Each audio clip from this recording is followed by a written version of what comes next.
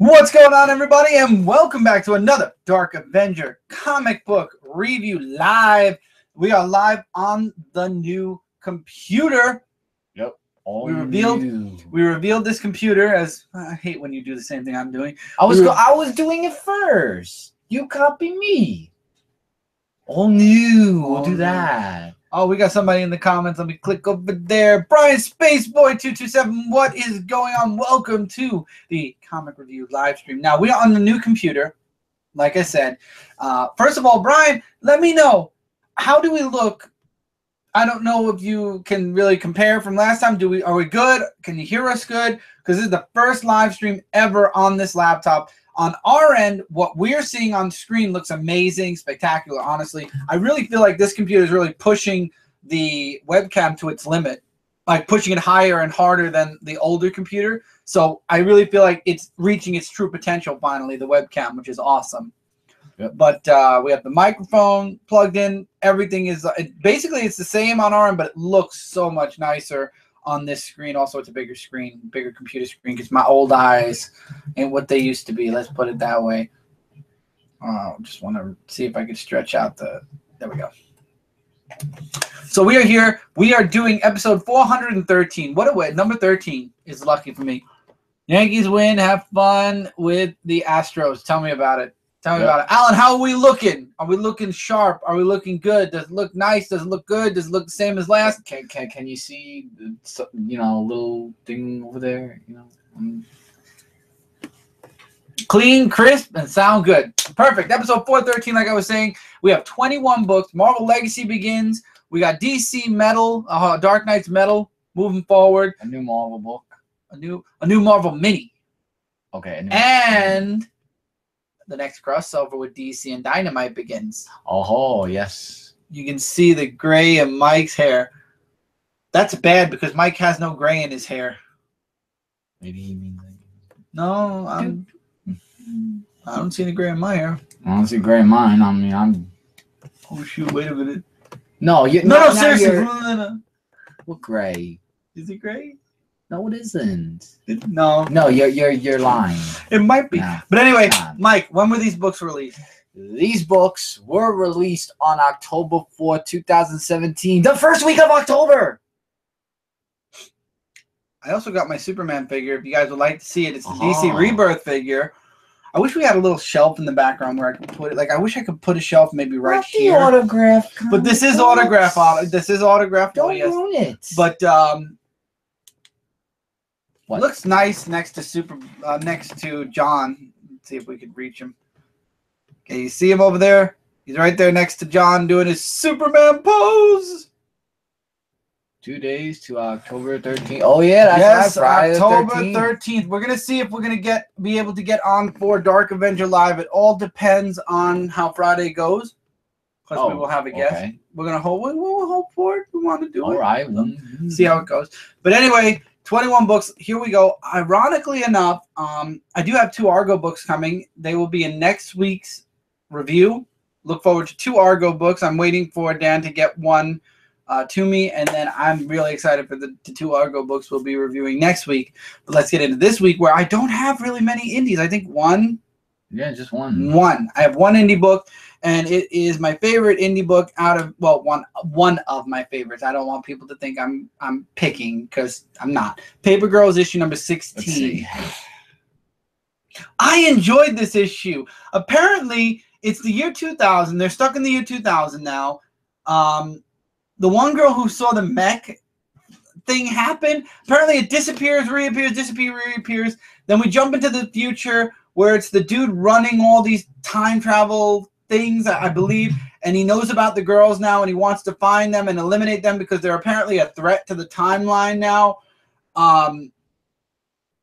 We find out that there's a fan of the girls who met them back in the 90s. I think I'm trying to remember, it was 97. I think somewhere in the 90s. I think they met her somewhere in the 90s. So obviously that's teasing something that we might be seeing later on in this volume. And she's like, I'm your biggest fan. And it's like a timeline and pictures of events that have happened, events that haven't happened yet. It's really cool. So obviously this is kind of like a quantum leap deal where they jump from place to place from time to time. Right now they're in 2000. That was a really awesome twist at the end. It definitely messed with my brain a little bit, but I did enjoy Paper Girls issue 19. I'm excited. 16. I'm excited to see issue 17. All right, the book I'm going to start off with. And yes, Alan, it's 2 days until October 13th. We said that. Comics and timelines don't mix well. No, they don't. All right, so Green Hornet 66 meets the Spirit issue number 4. And the cover shows that they're going to encounter with the Octopus Man. Now, the Octopus Man is behind the storyline is that the last time we saw this person was when he met with the Spirit in the warehouse where they claimed he died after that explosion. So they find out more information where they want to go after him. And, of course, Green Hornet and I can't remember the guy's name. The one that his sidekick. The Spirit sidekick, or yeah. No, the Spirit. The one with Kato. Kato, thank you. Yeah, I couldn't remember, but Kato, yeah. I was gonna say I don't know. I don't think the Spirit has a sidekick. No, he doesn't. Well, yeah, he has a Ebony guy. Well, Ebony is now. Anyway. The point of the story is that they go through investigations, they try to look for him, and they do find him. But for Green Hornet and Kato that found him, they didn't have so much of a good happy ending for them. It could be a consequence, but you know that nothing really bad is going to happen. No happy ending. Yeah, no happy ending. So we have something new from Valiant. Shadowman, I'm going to try to say this right, Rae Sremmurd, or Sremmurd. However you guys would pronounce. Just call it the Shadow Man. Yeah, we'll just call it the Shadow Man. And this one was actually a good book. It actually shows these 2 guys who are trying to look for a better job. Obviously, the job that they work at sucks. So what they try to do is that they try to go back to their old job where they're at this bar or something. And what's up, Renfro? Jeremy Renfro's in the comments. What's up, man? And of course, when Geek Lounge 101, huh? Yeah, and when of course you know the part where you make a deal with someone, of course they meet the devil himself to make the deal. And the devil does these like weird things where Shadow Man comes in, tries to save the boys, which he does, and it's just like a whole big thing. There was like long dialogue kind of, so it was an okay issue. I'm looking forward to seeing what the next issue of Shadow Man will be for that one. And you have the only physical book as well? Actually, I am lying. I do have another indie book. Why? But I put it in DC. Yeah. So I do have another indie book. What's up, Tevia? That I just have it with DC for obvious reasons. Hey, Mike, it was about 20 minutes. What 20 minutes? 20 minutes before you know. Oh. Well, I called it. I told you. Walking Dead issue number 172. So last issue we got introduced to a new character. And she's What's very going on, funny. Tevia? Welcome to the live stream comic review where Mike's talking about The Walking Dead. Yes, and I really like how Rick is like more along the lines of helping more, and Michelle. Ooh, I got blocked by Dan Slott. I don't know why. Never told. Just did it. Oh. Wow. Why? I don't know. That's sorry. That sucks. Yeah. And yeah, so we got some artwork as always in black and white. And we have Carl who actually talks with Lydia, who actually more opens up to him saying where she belongs. And let's just say I can't remember what the girl's name was, but she does come later on. The book is really not so happy that he's talking to Lydia more than her. So it's kind of like a jealousy going on there. I'm trying to remember what her name was. I think it was Sophie, probably, or whatever it was. But anyway, so as that happens, Rick is just, trying to get the community back together, and he still feels sad about Andrea, who died. And let's just say that Jesus has a really Jesus has a shocking visitor that is going to be whispering behind him from the Whisperers group.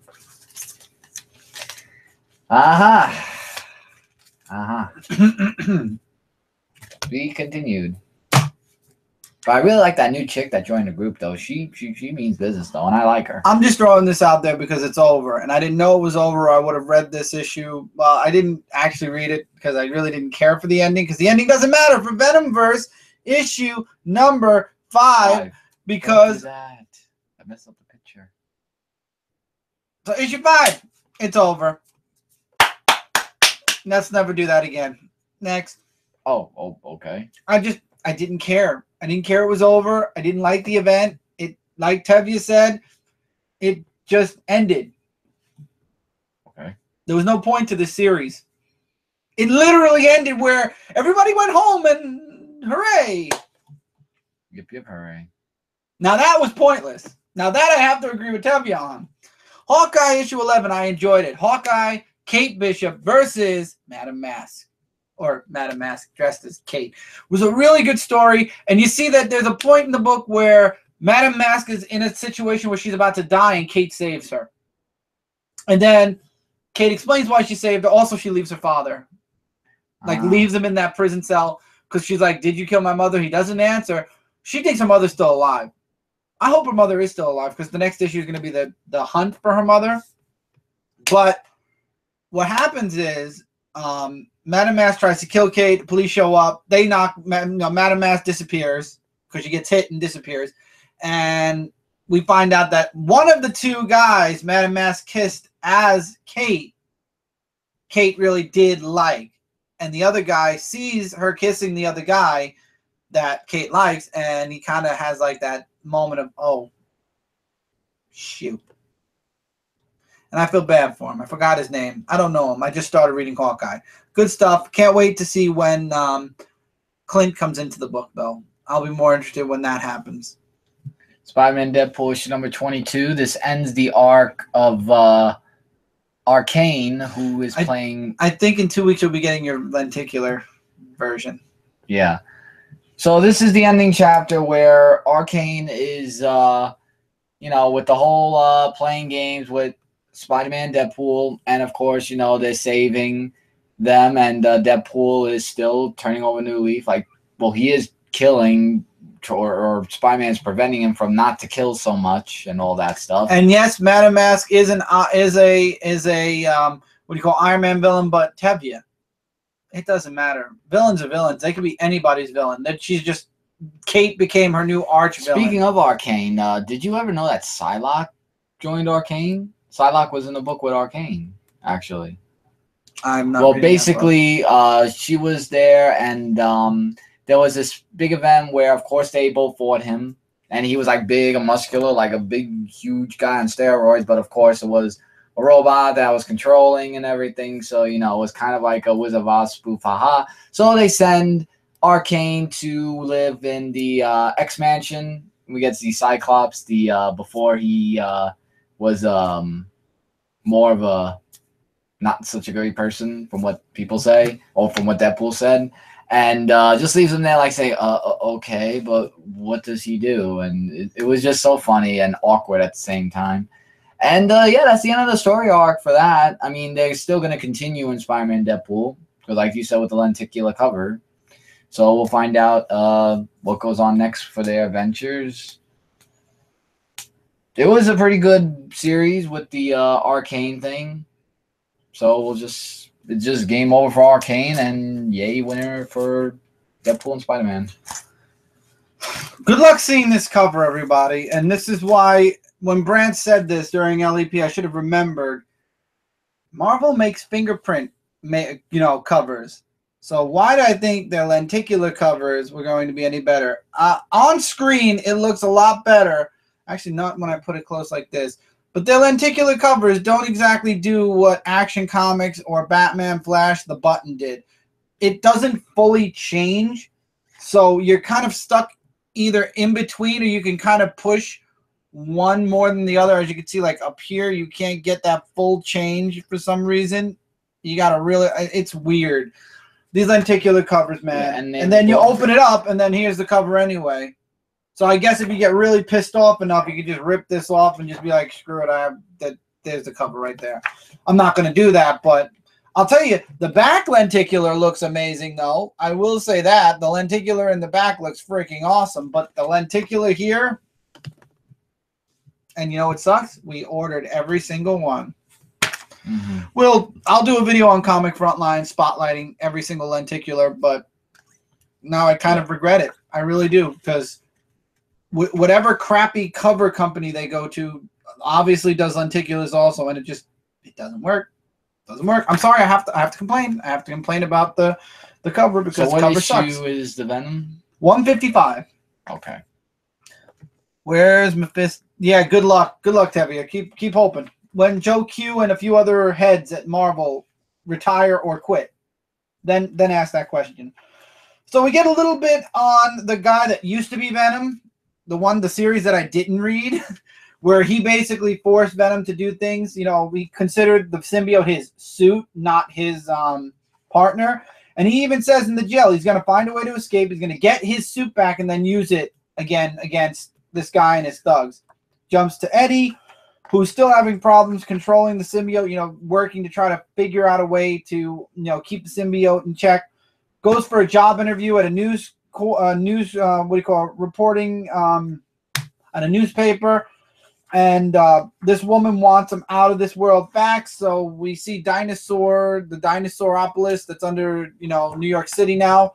And he's with them. There's some weird stuff going on. In the end, he ends up writing an article about it. And then it gets the attention of Kraven the Hunter. And that's going to be the next arc. I'll tell you, Venom Inc. sounds interesting, but that's several months away. And then, of course, like in all the books, you get a story, you know, giving you a sum up of who Venom is. Every single Marvel book has it. I believe that's one of the reasons why they're $3.99. And you get like a 3-page spread on, you know, the origin of Venom. I love how they only gave one panel to everybody else who was Venom and then just jumps right back to Eddie. Marvel needs more than a staff reboot. They need a better printing company. They need a big, hard reboot, not just in their universe, but all around. And with mouse money, that's not going to happen. Astonishing X-Men issue number 4, other than a gorgeous cover. So everybody is trapped in the astral plane. Thanks to, I forget, Shadow King. Thanks to the Shadow King. Wolverine, or Old Man Logan, ends up getting possessed by the Shadow King and is now fighting Bishop and Kate, or Psylocke, and everyone else. The good news is the soldier survived the end of the last issue.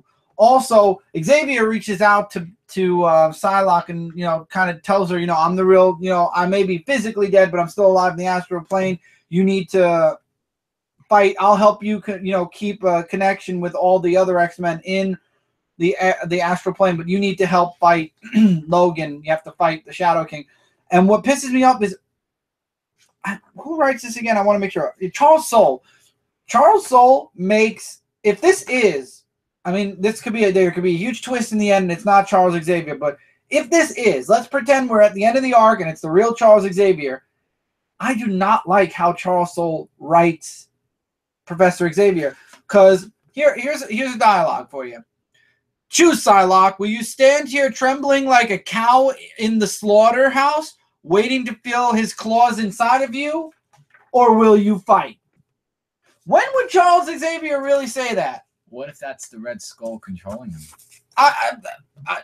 Somebody's got control. I don't know, but yeah, so everybody's in the astral plane. You know, Shadow King is trying to kind of find a way to get them to fall into his trap. Isn't the Red Skull still in Professor Xavier's mind? And he's trying to get them to fall into his trap so he can possess them as well. The Charles Xavier in the astral plane ends up saving all of them but one. I won't spoil it till the next book.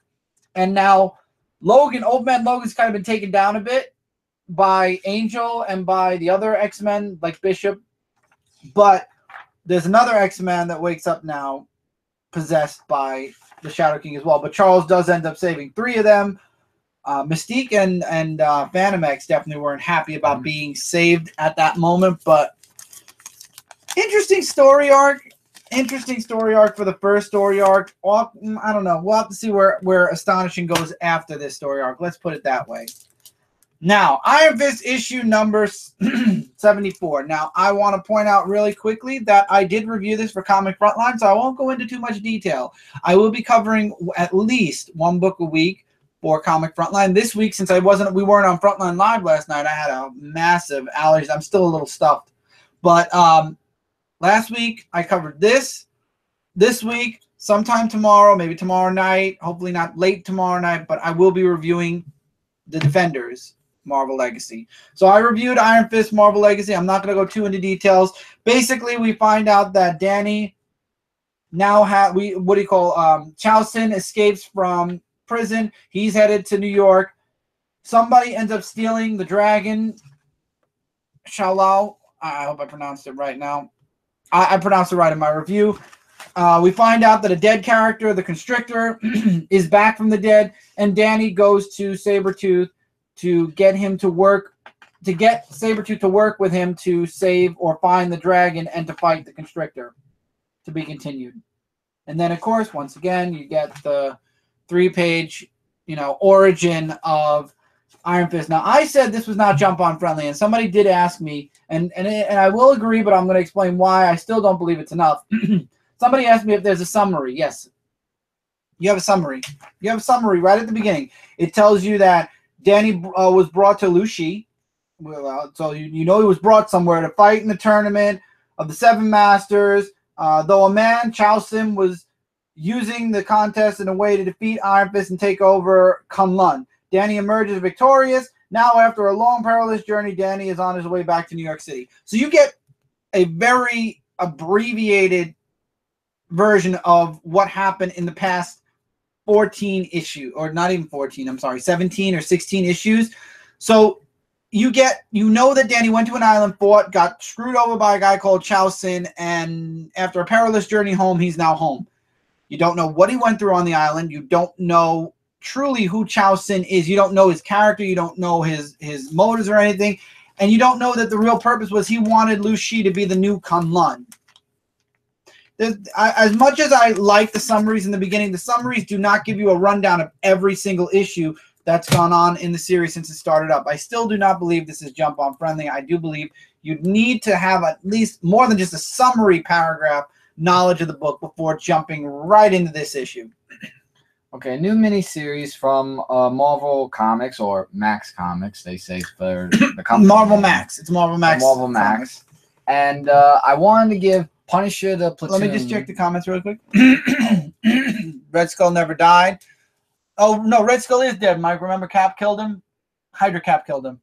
Oh. Is everybody coming back to life within Marvel? No, just Wolverine. You saw Marvel Legacy, Tevia. Come on, man.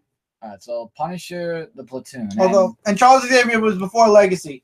Yeah, so with this one, I don't know. Like, I was iffy on this one. Like, some of it was all right, but others were like, it just talked about Frank Castle as his story being in the army and what he did during the army.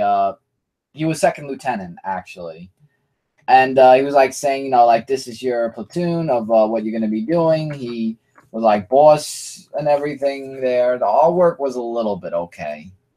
Just to answer Tevia's question really quick, the summaries are good if you only missed one issue.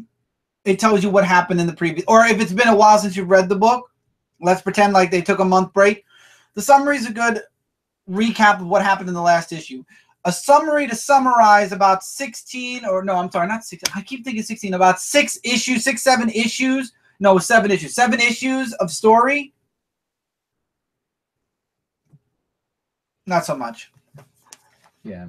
So that's really all I could say about this. Like, and I didn't review this on Frontline, but I am going to review it probably by the end of the week because, they came a little bit after. So it was just like really him just as a Navy story, and some people don't like the way he's running missions and everything, and there was just like a whole bunch of dialogue, and to be honest, it was just really just, I don't know what to feel. An average read, I guess. I mean, it is the first issue. I mean, it was written by, I think, Garth Ennis. Oh, he's a good writer, Garth Ennis. Yeah, Ennis. Ennis. Mm-hmm. Yeah. All right. Well, I'm not saying it's bad. Now, wait a minute. Now you're making me think. I said it was an average read, so it's in the middle, just like the cover thing is split in the middle. But I'll give it another issue. It's mini, so I might as well cover it, and it is the Punisher as well. Now, lucky for me, I didn't get just the lenticular cover for X-Men Gold issue number 13. I like that these covers are that X-Men Gold 13 and X-Men Blue 13 are actually connecting covers. I believe the 14s are also connecting. I'm not too sure, but I know that these two are. So I made sure to get a regular cover and a what do you call lenticular. We'll look at the lenticulars at the end of the month. I'm going to be doing a 3-part. October, November, December lenticular cover rundown for Marvel at the end of the month over on Comic Frontline. I mentioned that before. I wanted to clarify it's going to be 3 parts. I'm not going to wait for all of them to come out. I'm going to do a monthly recap. So for you guys, I'm giving you guys the regular cover so you can enjoy actual single artwork. Even if at least if it would change, it would be nice. So, Mogo, the X-Men having a baseball party. Ooh. I didn't see this. A stamp. Marvel value stamp. Collectible 53. If that's what it said. Yeah, all 53. Huh. I'll be. And it's right in the pin, so I can't take it out. I'm leaving it in anyway. That's cool. What if you're That's really nice. I wonder where they're going to put all the other 53. Does it give an advertisement on where it gives it? Nope, but it has advertisements in the middle. Sorry, guys. I read this digitally first. We got our physical books today. So if I go, ooh, that's an ooh. So you get a stamp with this book, guys. A stamp! You might get a different one. I don't know. Anyone in the comments get a stamp in their book? So they're playing a baseball game. And then Mogo, these weird pillars appear in New York. And it basically separates the team, and they end up going into several different virtual realities. It was a trap. Who didn't see that coming? So now, place your bets, people, because... Oh, my God. Make mine Marvel Legacy. Okay, well, anyway.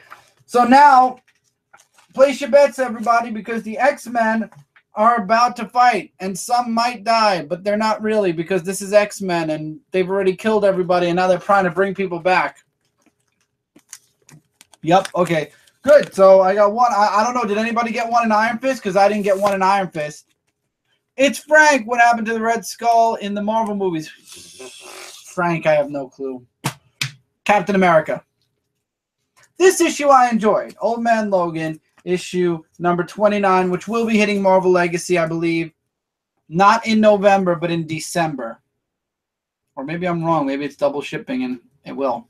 Either way, Old Man Logan. Finally, Logan and Hawkeye catch up to Maestro. And the fight's on. And it's awesome. It was a really good fight. We get more backstory a little bit on how Maestro met up with the girl and with Billy Bob before, of course, killing Billy Bob. We find out that Puck had a contingency plan and none of the nukes went off. Ha-ha.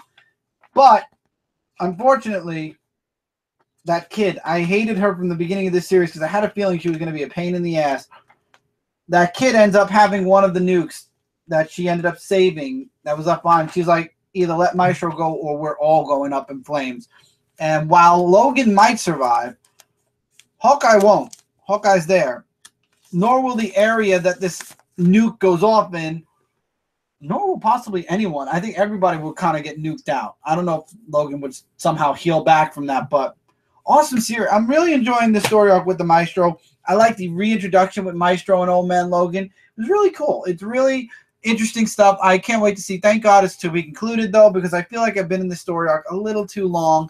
I'd like to move forward with a new arc. So now we're in DC Comics. But before we get into DC directly, let's go to Dynamite. Last week, the grand finale for Batman's Shadow happened. Issue number 6 of 6. This week, Alex Ross variant, Shadow Batman begins. So in this arc, you have Batman fighting Professor Pig, who's warning Batman, you know, him and Robin end up fighting Professor Pig, and he's like, the 7, I forget what it was. They wanted me to leave you a message from, they wanted me to operate again, the Silent 7, and that kind of triggers the Shadow. And apparently Margot dies in this arc. Yeah. Margot is put into the ground in this arc. And Professor Pig gets a visit from the Shadow, who goes into his head and sees something that we don't know about. And Bruce is talking to Alfred about Damian. You know, he's worried about Damian because this takes place in a more current DC where Robin Damian is living at Titan's Tower in New York. And Bruce is kind of worried. He doesn't like that Robin's fighting on his own. You know, that's he's off on his own. He deserved to have a normal life. And then we find out that Alfred really is the Shadow. Bruce is doing research on the Silent Seven and what's going on. I really love the artwork in this book. But then Robin gets a visit from Batman, except it's not Batman. And Robin knows it. Damian knows it as he's fighting Batman. And what happens is he's like, I know you're not my dad because you're holding a bat grenade that I put in your hand, and my dad wouldn't do that. And that's not real, Dad. And then boom, to be continued. And I like how Dark Horse actually, there's some DC advertisements in here, but Dark Horse actually advertises all the different covers you could have gotten for issue number 1. Personally, if it's Alex Ross, I am definitely... Oh, there's more. Oh, my goodness gracious. There was so much more. So there's more covers. There were a lot of covers for this first issue. After this first issue, I believe there's only like two covers, a regular and a variant. I wish Alex Ross would have done more, but this Alex Ross cover, if I ever find Alex Ross and get him to sign this would go right up on autograph wall because it is a gorgeous cover. Honestly, I'm considering putting it up on the wall, but I just have to figure out which comic I'm willing to take down for it. Maybe Nightwing. I'm not sure, but this was an awesome Alex Ross cover.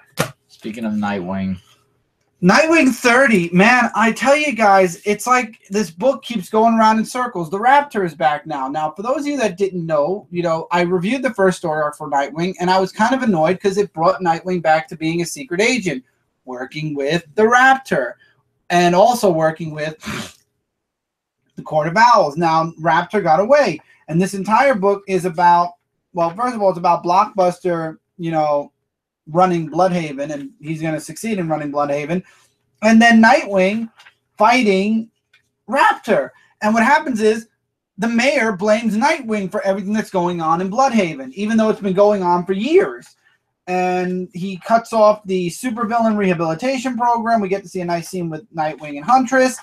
Nightwing actually goes to the runoffs to get some help. And let's just put it this way. I don't want to put too much in there, but let's just say he doesn't get a very welcoming reception from the runoff. So he basically says, you know what, fine, you're right, you shouldn't help, then do me a favor and run off to somewhere safe, meaning leave Bloodhaven.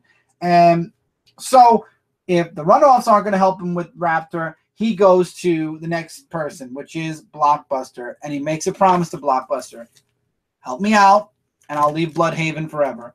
Do I believe that's going to happen? Obviously not, because the whole point of Nightwing is that he's going back to Bloodhaven and to give him kind of his own roots again. So I'm really hoping that we get some, what do you call it? I'm hoping when we get away from Raptor, man, Nightwing needs a really solid book right now. He needs a really solid story arc. I felt like we got that after the first story arc when he first arrived at Bloodhaven. We got that a little bit with the girlfriend when she was attacked by Professor Pig. Then I feel like somewhere along the lines after that, we lost it again. We went back to, oh God, I forgot where, Spiral. We went back to Spiral. Now we're back to Raptor again. It's like one of those things where it started with Raptor and the Court of Owls, went to Bloodhaven, was good, and that's where it went up. And then we went to Spiral again, and it started declining. Then the Raptor got released, and it's still declining. Oh, we also had a Blockbuster story arc, which brought things up a bit. Do DC Metal is just forever evil with Batman as the main villain? No, DC Metal is actually Barbados, who was released, and basically he has a group of evil Batmen, which we're getting one-shots explaining all their stories. It's just basically his Batman JLA taking over the regular DC universe, destroying it in the name of Barbados, and they get their own cities. Apparently, they, you know, one is getting Coast City, one got New York City, and one got Central City so far. So basically, he made promises to all these dark Batmen, and then when all is said and done, apparently, the metal imprint is supposed to happen. But no, I don't think it's a forever evil as much as it's something that's threatening the multiverse, because in the last book, Dr. Fate, or in the Flash book, Dr. Fate saved Barry. And I don't want to get too far into it because the Green Lantern book is in this, but in the Green Lantern Batman book, Dr. Fate saved Hal Jordan. We'll get to that. But I don't think it's a forever... It has a forever evil feel. I'll agree with that, but it definitely doesn't... It's not forever evil. I don't feel like it's forever evil. I think it just... We feel that way because all we're seeing right now are the one-shots. When we get the Metal books feel very different from Forever Evil. Do you like Batman 66 comic? I haven't read a Batman 66 comic, Frank. I actually had to... When it first came out, we were getting so much, I had to pick and choose what I was getting, and I chose to not get that because it was a digital first book, so I didn't. So Green Lanterns 32, yet another segue story, one shot. In between, I've noticed in Green Lanterns, we have a big story arc, one issue segue.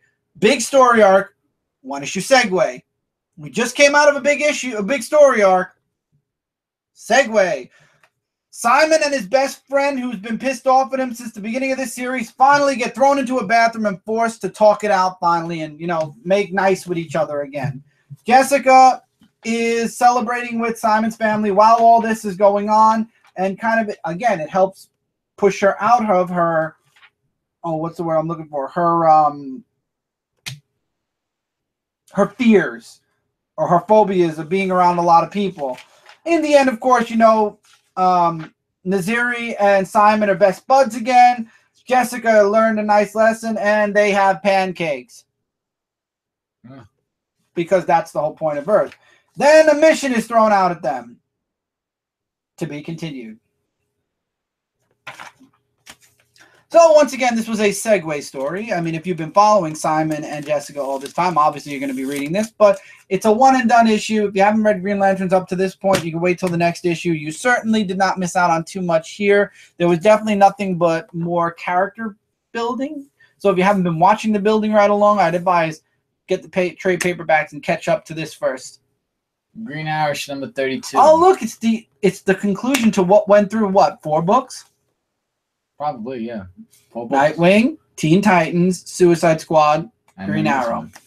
Yeah, and in this one, it's just, this is actually really gruesome. Like, it actually focuses more... Yeah, it interrupts the story, right? It literally just threw something in there. It just focused mainly on Mr. Terrific, Damian, and Harley Quinn, I believe, and Dick Grayson.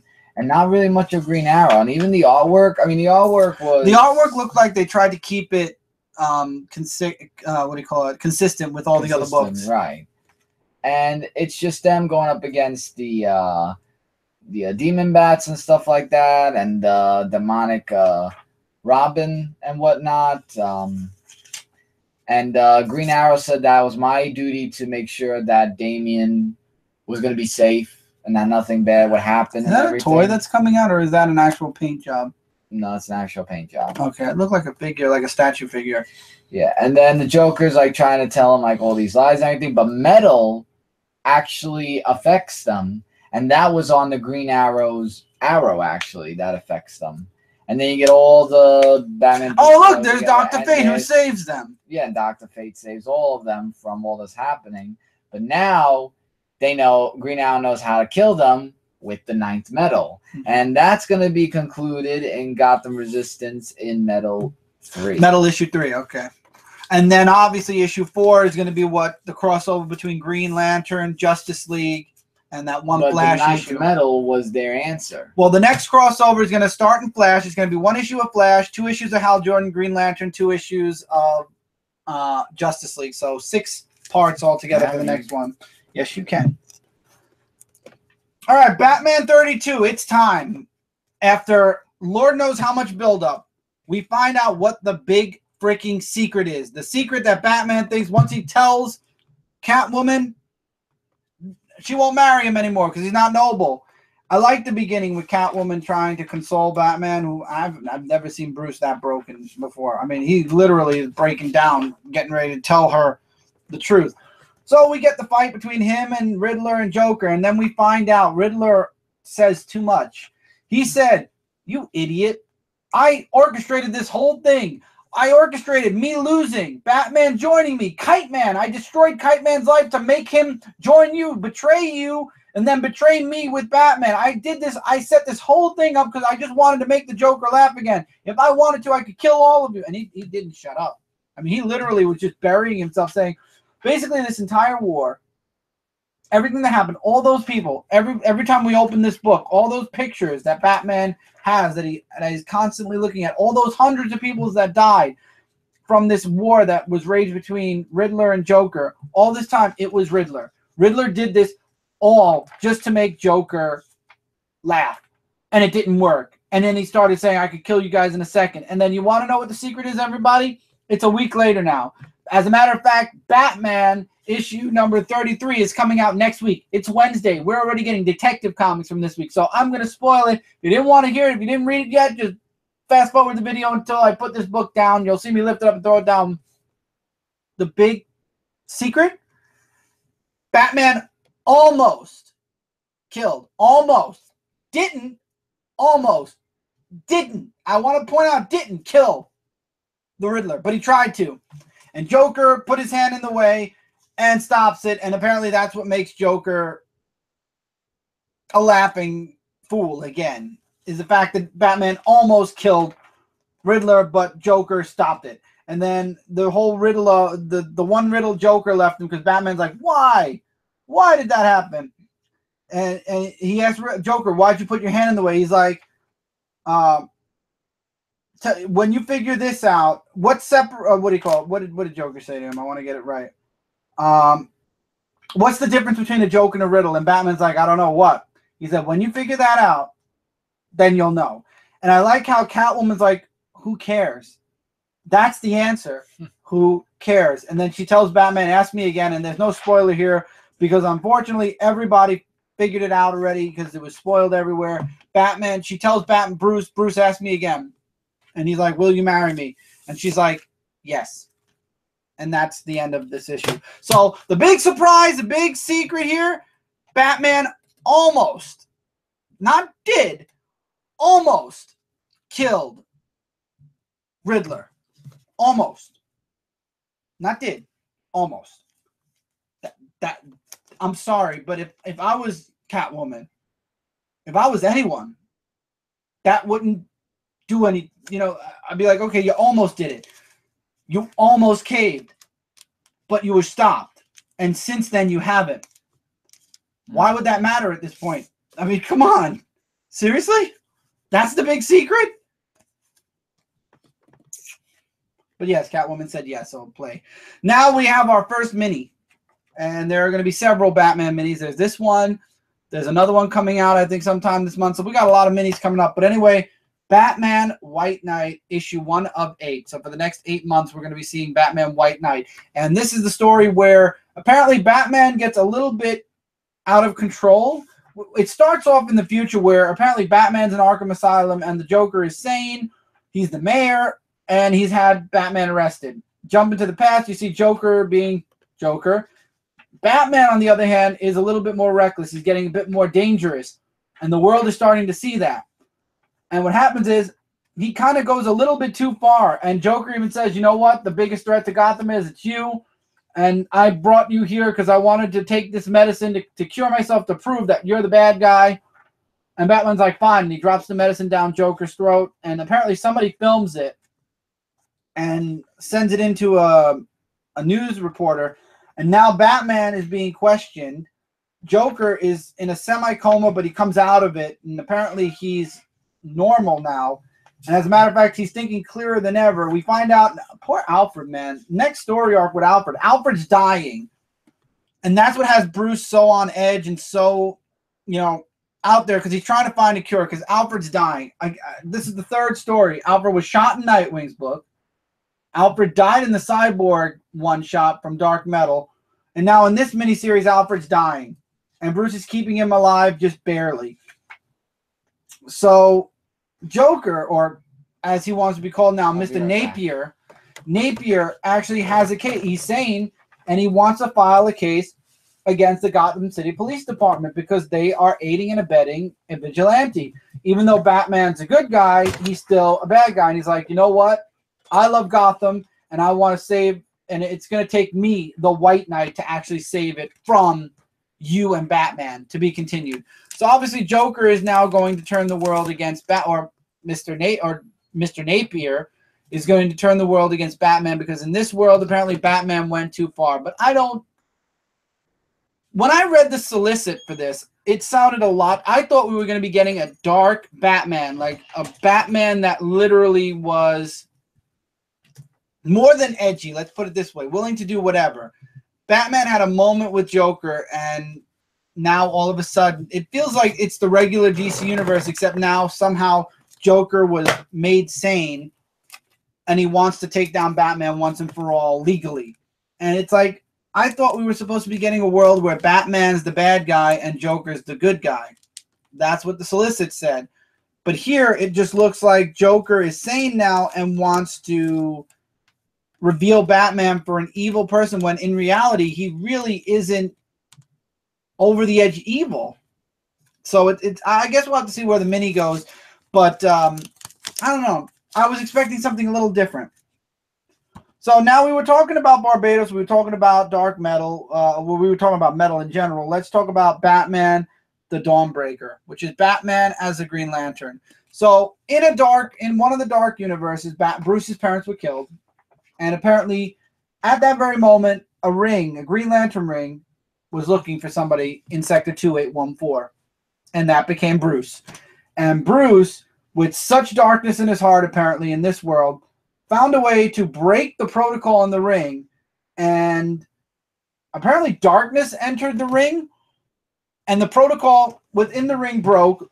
And now Bruce is able to use lethal force. He's able to basically do whatever he wants with the ring. And nobody can stop him.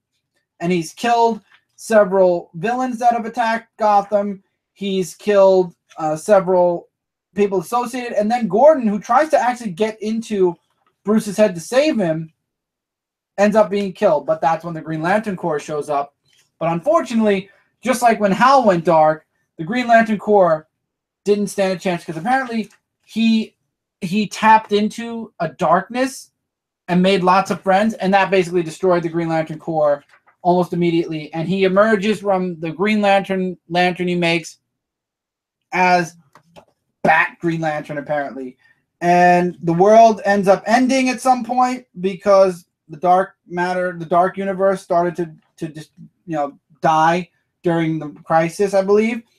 He gets an offer from Barbados, shows up at Coast City, causes trouble. Hal Jordan shows up, but he is whisked away right before he is killed by Dr. Fate, to be continued as Coast City falls into darkness. So this is obviously setting up for stuff that's going on in metal right now. I'm enjoying the one-shots. This was a nice one.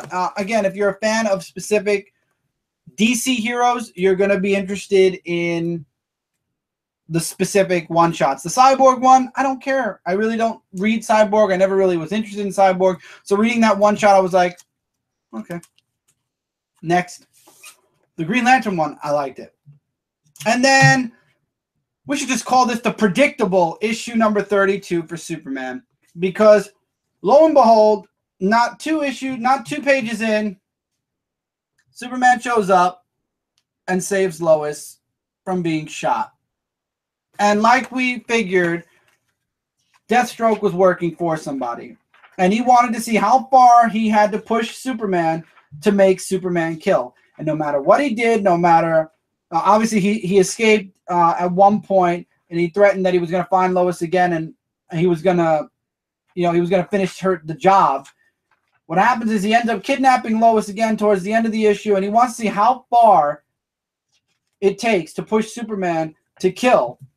And Superman gets pretty damn close, but still doesn't do it.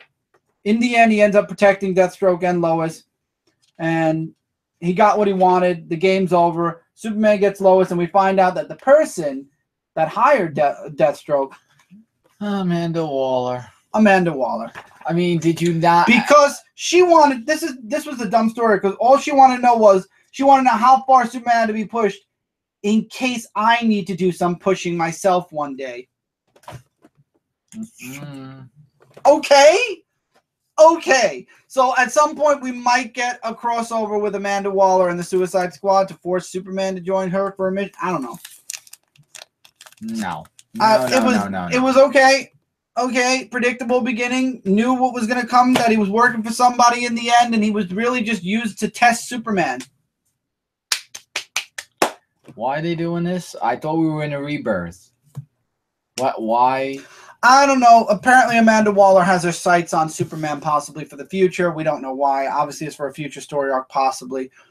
Or this was just a one-and-done, two-part transition story. Let's just hope it's like that. I hate Amanda Waller. Everybody does. Everybody hates Amanda Waller. And you had to know she had to be behind this. Oh, because, yeah. You know, with the whole... Oh, yeah. So I really didn't care for this two-part story from Superman. I love the artwork. The artwork was gorgeous in this book. You cannot take away from the artwork. The artwork looked great. Superman looked amazing. I love the artist in this book. I want to just make sure. I want to Kirkham. I want to get his full name right. I love his artwork in Superman. He does Lois gorgeous. I mean, look at this splash page. Superman looks awesome. I hope he stays on the books for a while. I'm sorry, I turned the page. Tyler Kirkham. I love his artwork. He's done Superman, I believe, since Rebirth.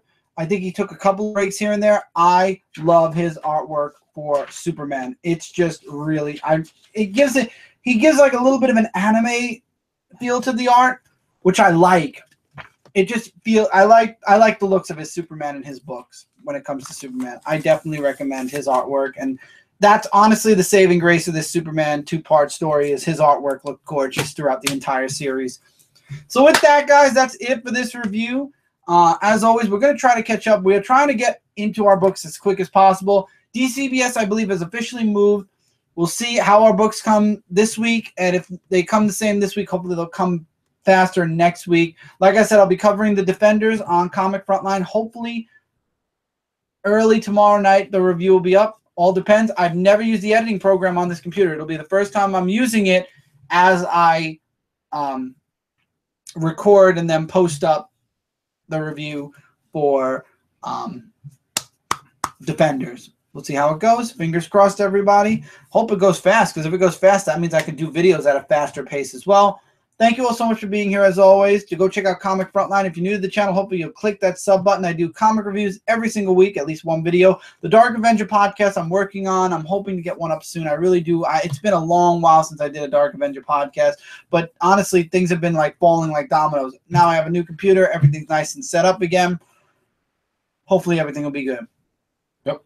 So with that, guys, take care. Also, if you'd like to check out my book and other awesome books, go check out lastemberpress.com, or you can go to etsy.com/lastemberpress. You can get that book right there that Mike's pointing to. There are other books on this wall that are part of Last Ember Press as well. Check out all those awesome books. Go check out Comic Frontline, What the Card, Frontline Gaming Zone, all channels that we are a part of and work on. Trying to think of anything else. Nope. Take care, keep reading, keep collecting, and hopefully we'll see you guys really soon in the next review. Hey, everyone.